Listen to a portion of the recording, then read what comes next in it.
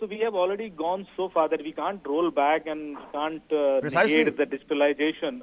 But what do we need to consider from this incident, and what should we take as a learning? What kind of new steps we should follow, either to improve our processes or infrastructures or technologies. I think that's where we need to work upon. We cannot go back to the old ages, but we need to focus more on security now that we have been lagging, I think.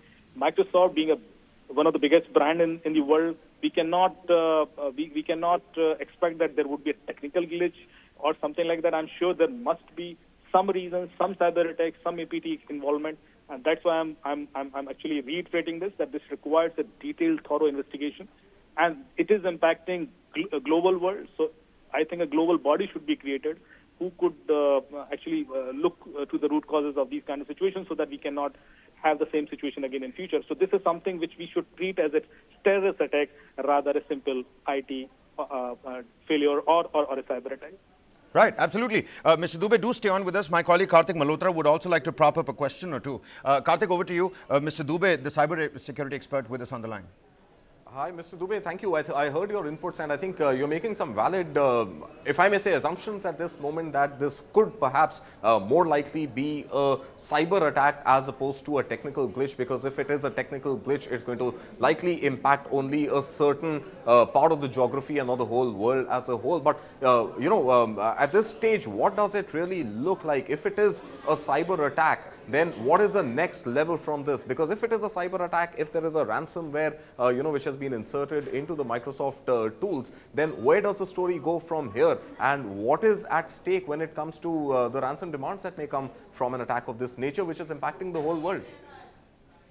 See, right now there is no such input from them that there is any ransomware possibilities. So ransomware is a different kind of attack, but right now the attackers were more focused to challenge the availability of these systems. So they have created that chaos that they are not able to make it up as soon as possible. I think availability challenge is the issue here, not the data leak or data compromise or maybe the confidentiality breach. Those kind of issues are yet to be investigated. I'm not sure about that. But yes, availability is challenged, servers are down, and this is actually impacting all other kind of industries, including healthcare, logistics, airport, and all other sensitive infrastructures, including energy sector. And because of Microsoft failure, we can also face electricity failure, because many of these servers are running on these systems, or even billing system failure. So many such challenges could lead eventually, because of this one failure. When we'll be restoring this and we'll be in a normal situation, we'll be again doing a root cause analysis to see how much we have lost, or if there's any long-term impact because of this sudden failure of this service. So I think all these things will come up in future, but that is for sure that this is going to be a big, big thing. And we need to take it as a learning, and we need to change our entire processes, technical. Mr. Dubey, on that learning front, where does this learning curve take us? Because you're talking about the availability getting attacked at this point in time. How far, is confidentiality or integrity the other two areas to attack if these cyber attackers are actually going there? How can we quickly safeguard those particular areas?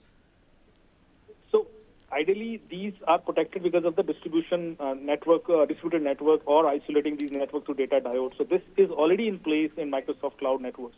And Microsoft itself is designed in that way that you cannot take it down all of a sudden for the entire globe. But now it is happening. That's why I'm surprised that there must be some 0 days vulnerability which has been exploited, and that's why they could achieve this. Otherwise, a normal technical glitch cannot lead to this. Now, as far as availability challenge is there, I would like to simplify it for you. Suppose I know your bank account and I put wrong password 5 times. It will be automatically blocked for 24 hours for you. You will not be able to withdraw money or use your ATM card. And to do this, I don't need a technical knowledge. I can simply put a wrong password, and I need to know your login ID, which I can easily find out. So these kind of attacks are called availability challenge attack. I think this particular attack is considered in that segment. But availability challenge, we normally thought that these are not going to impact larger way, or because we have distributed network, cloud system. Nobody can make everything unavailable all of a sudden. It is not possible. But with this incident, I think this myth has broken.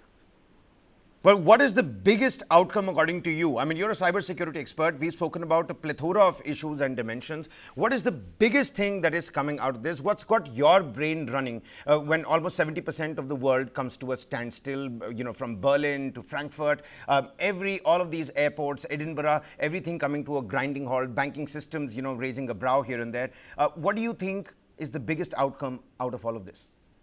First of all, I'm afraid that there should not be any such bad news about losses of health, also, losses of life also, because if it is impacting hospitals also, and it can actually lead to that level impact. So I think we should wait for the reactions of different companies, industries, that after this, what all kind of challenges they had faced. And now the outcome, as you suggested, I am sure that people will lose trust in Microsoft in a big way.